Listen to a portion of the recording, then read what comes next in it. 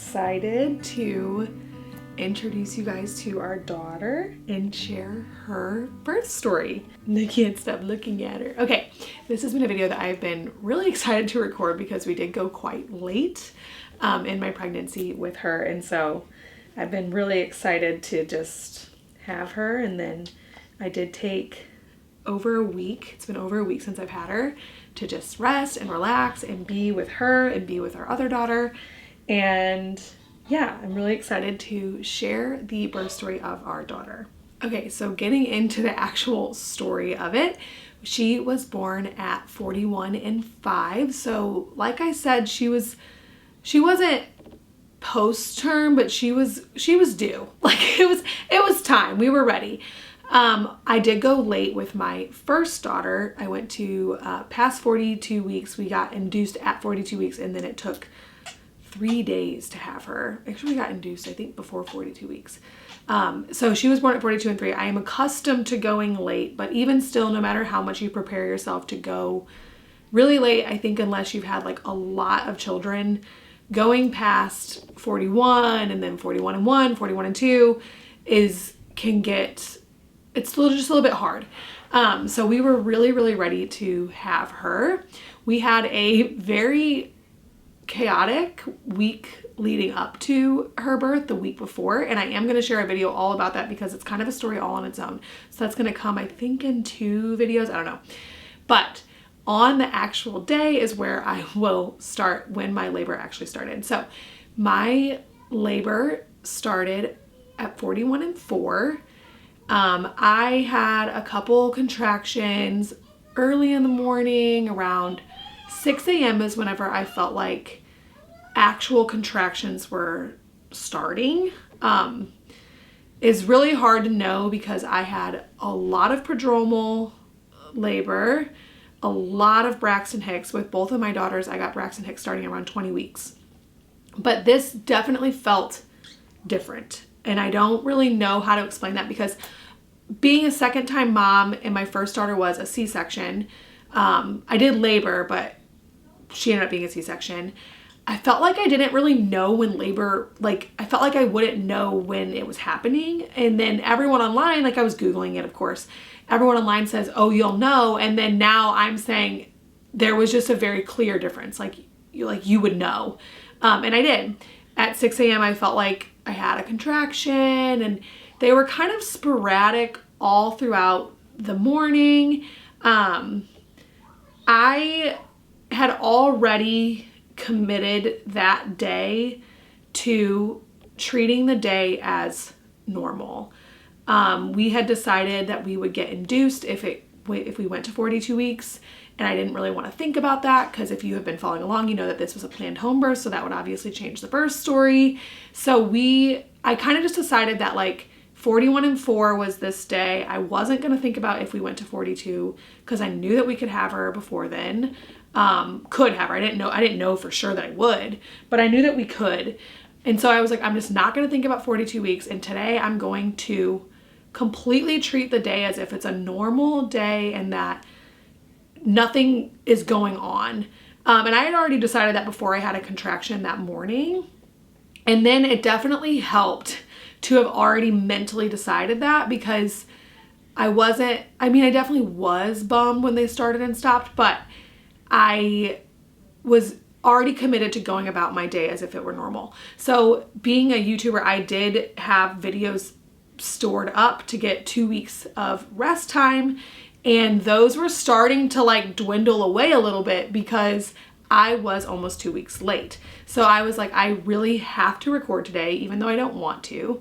I have to at least try to make a video. I'm gonna curl my hair, I'm gonna get dressed, I'm gonna make a recipe, and we're gonna record it like we normally would. All throughout that time, I was having very sporadic contractions. So we decided to go on a walk, make a pot roast, do some housework. Like I said, we were treating it as a very normal day. And all throughout that time, I would have contractions that were just sporadic. They were ranging in how close they got together, how intense they were, but like I said, I could still tell that it was that different kind of contraction, that it was very much a contraction and not prodromal or Braxton Hicks. But they would go from being 5 minutes apart to not so intense that I ever felt like the need to relax through them, but just like they definitely still did, like I knew they were happening. Like it wasn't like oh, okay, maybe I'm contracting. Like I knew they were happening. They would go from 5 minutes apart to then like there'd be an hour, and then there would be another set of a few that were like 5 minutes apart or 10 minutes apart or 20 minutes apart. And they would be a little bit stronger, a little bit less strong. So they were just really kind of just all over the place from about 6 a.m. Until I actually started going into labor, which was that night. So or maybe this was just early labor. I didn't know really. I didn't know if this was just going to be, you know what I mean? Like I knew it was different, but you never want to get your hopes up. So all throughout the day, I was having just random contractions in intensity and the interval. I then decided, like as part of my commitment for it to be a normal day, they started to kind of get more intense, more close together. Of course, I was in labor, so that makes sense. Towards the end of the day. And I decided that I was going to take my daughter, obviously at that time, the only daughter that was out. I was going to take my daughter to the thrift store, to the ice cream shop, and we were just going to like kind of have a fun little evening. This was around 4 o'clock. She loves going to the thrift store. Obviously, she loves going to the ice cream shop. So we just had like a really fun mommy-daughter time out. I partially did this because it was a really good distraction rather than just sitting at home. It's getting dark really early, so it just felt nice to have that time out. And I did it because I was like, okay, if this is labor, I'm going to be stuck in the house for at least a week. Like if I have this baby tonight, I will not leave our house for another week. So I was like, it'll be really nice to do some of my favorite things like thrifting and just spend some time one-on-one with my daughter. One of the most elite things to have sorted out before you have a baby is your meals, and that is why I am really excited to introduce today's video sponsor, Green Chef. Green Chef is not just any meal delivery service. It is different because they include organic ingredients and let you pick from really healthy meal plans.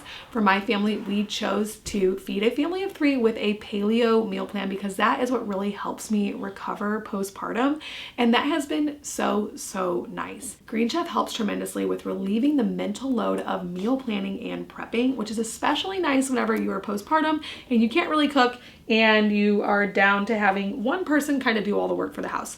So it's really nice to just have easy, healthy, nourishing meals without really any thought to them, and they are so tasty. I kind of can't imagine a better way to elevate my postpartum experience than by using Green Chef. Like I said, you can choose from a flexible menu every week. We chose paleo for our family. I just feel like that's really healthy for me as I recover, but you can choose Mediterranean, plant-based, carb smart, calorie smart. You can choose a meal plan that best serves you and what you think is the most nutritious for your body, which is one reason why I love using Green Chef. If you are someone who gets overwhelmed by the thought of meal planning or doesn't have a ton of time to cook and plan meals, Green Chef will be perfect for you.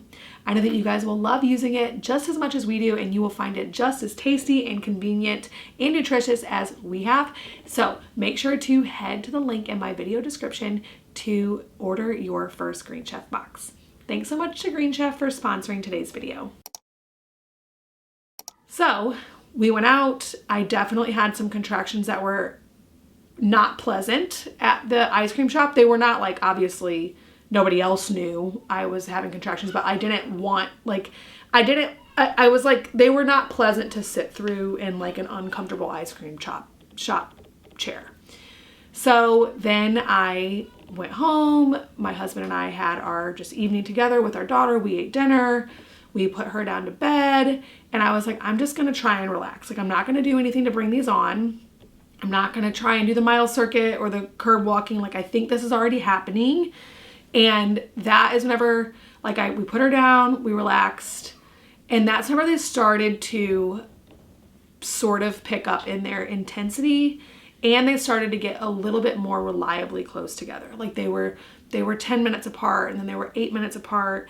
And that's, I think, whenever we both knew that I was officially in labor. Like this wasn't going to be prodromal. This wasn't a positioning thing.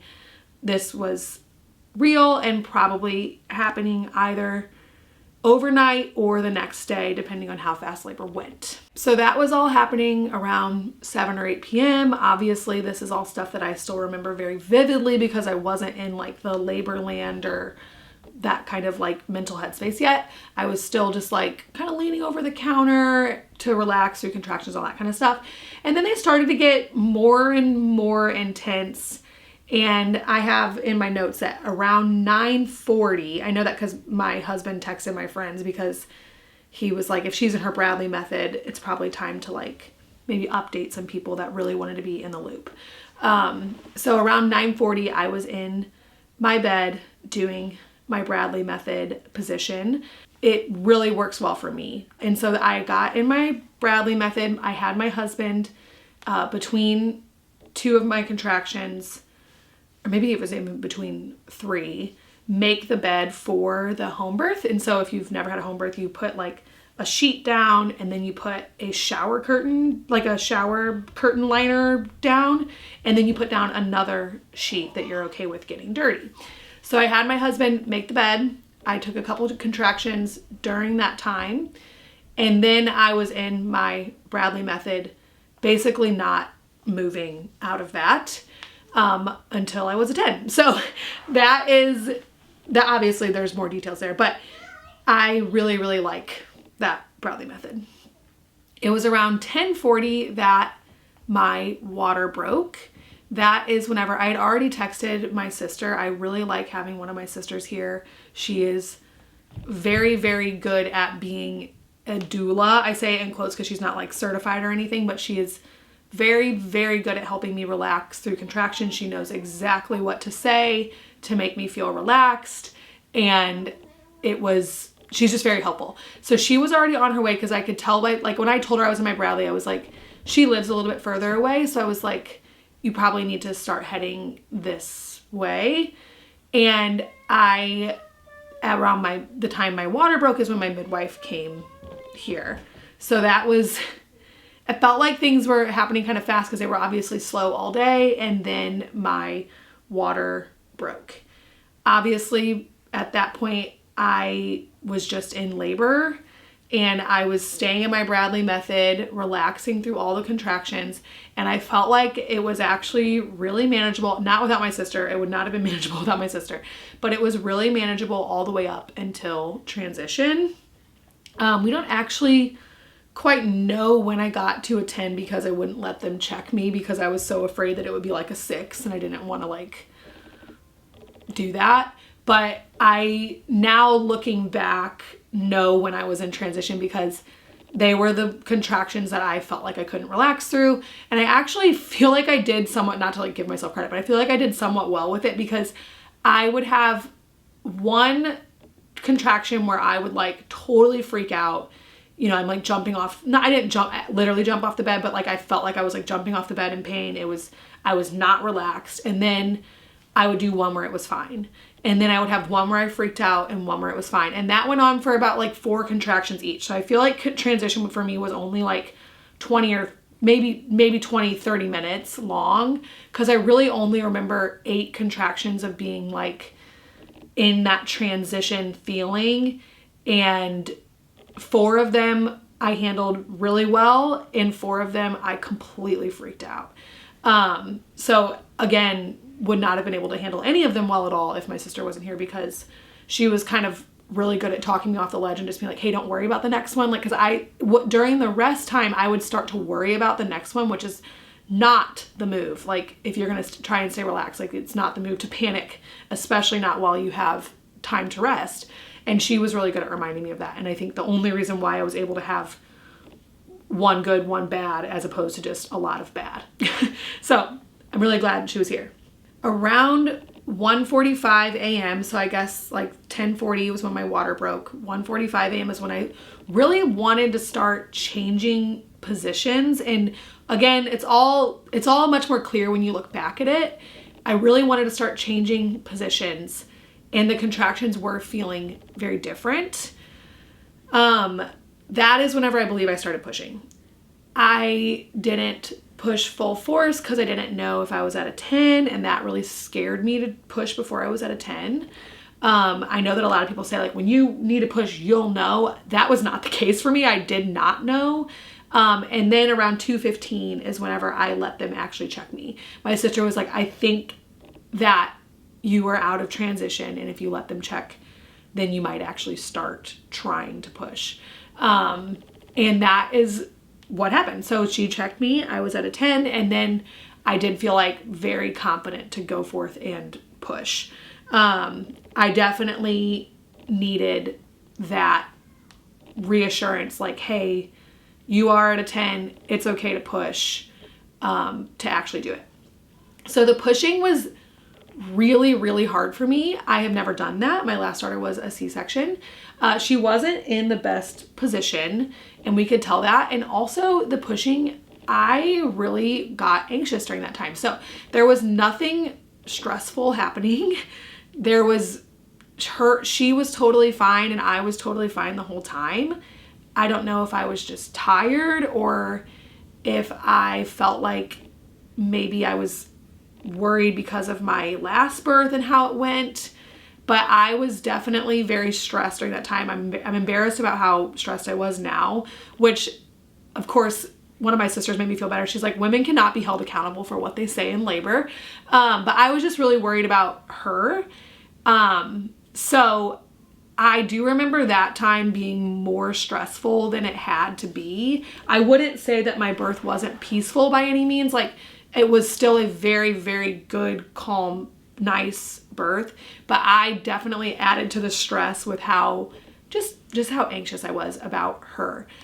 So I had my midwives checking her heart rate constantly. In my head, it felt like every 10 minutes. My husband was like, realistically, it was every 20 seconds you were asking them. So I was really worried about her. And I don't know, that was silly of me. Anyways, everything was obviously totally fine. And the midwives were not worried, and neither was anybody else. My husband was like, I was only worried about you because he's like, I could tell that you were starting to get really anxious and I didn't want that for you. So anyways, they were checking her heart rate, and she did take a little bit of time to actually push out. So I guess looking at it, it's like about 2 hours, because I started changing positions at 1:45 and she was born at 3:24. So she did take some work to get out as far as the pushing was concerned. They started having me change positions some, and I am just so thankful for midwives that are very familiar with natural birth, because they were monitoring her and making me feel, well, making everyone else feel really good. I don't know that I could have been talked off a ledge because of just how tired I was, and how, I mean, if you've had a baby, you understand it's just a lot. They were checking her, they were changing positions for me just to try and get her out a little bit quicker, because the pushing was going on for a little bit. You know, like 2 hours is not, obviously I understand that there's people who push for 4 hours and a really long time, but 2 hours is definitely not 5 minutes, you know what I mean? So they moved me around a little bit. She really liked whenever I was on my laying on my side, but I don't actually think that laying on your side is the best for pushing out a baby. And then they got me to move to the bathroom where I could push on the toilet, and that's whenever things started to happen very quickly. Like, I think she came out in about 4 pushes after that. During the pushing phase, I was definitely like in a lot of pain. I went between like the shower just to get cold water on my back because my back hurt so bad. I have a lot of back labor. I had all back labor, which was fine with me. I know that people say that really hurts. That's all I have with my daughter. I don't know the difference. But my back was really, really sore and just worn out. And so I wanted like cold water on my back, and it actually felt kind of good to move. It felt really good to be on all fours. But she wasn't coming out super fast that way. So they had me move to the bathroom and push like backwards over the toilet. And that happened. She came out with very quickly. After that, she actually was, military style, which means the top of their head is what comes out first, not like, I think normally the forehead, I should, for being someone who's like into natural birth, I should know this, but basically the biggest part of her head was like coming out first. I don't know how to say that, coming out first. And because of that, once she came, her body came out all in one push. My sister who was there told me afterwards, she's like, I saw her head for like 45 minutes. Like, she's like, you were pushing and literally for like 45 minutes, I saw the top of her head.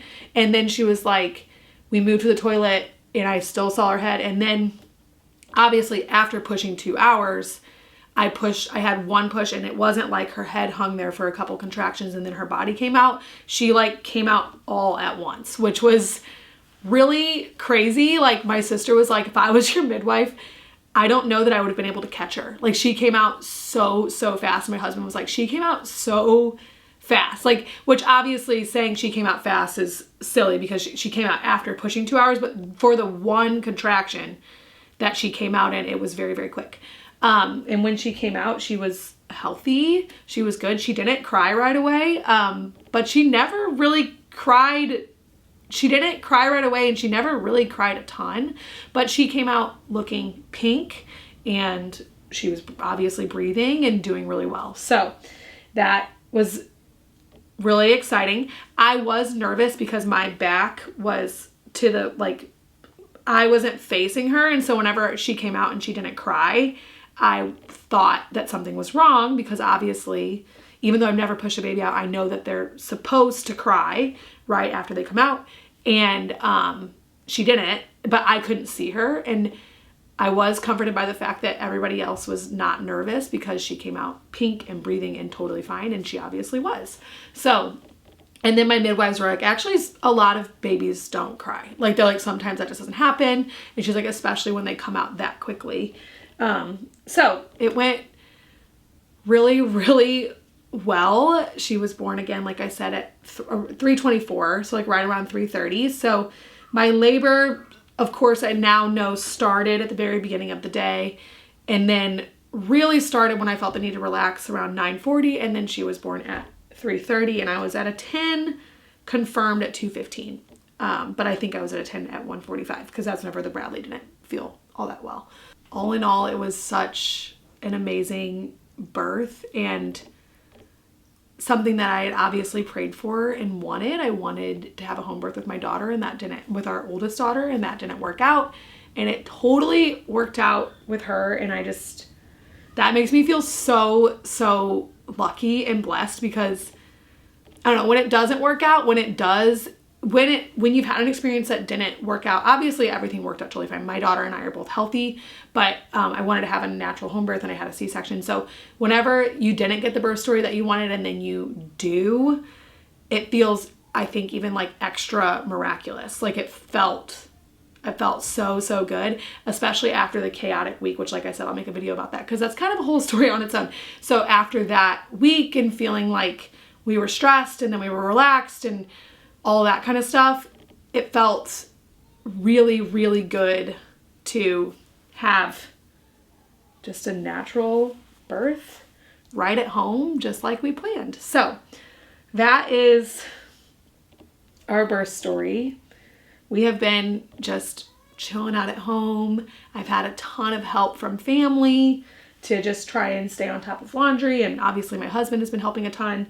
And we've just been relaxing and just enjoying the first week of life. It's been so wonderful to have just my recovery be a little bit easier than last time, and the whole postpartum experience be right here in our comfortable home that we love. So I am always so thankful that you guys follow along with us and let us share our story with you. And I'm just really excited to introduce our newest family members. So thank you so much for watching and joining me here on Our Sweet Sunny Days, and I will see you guys next week.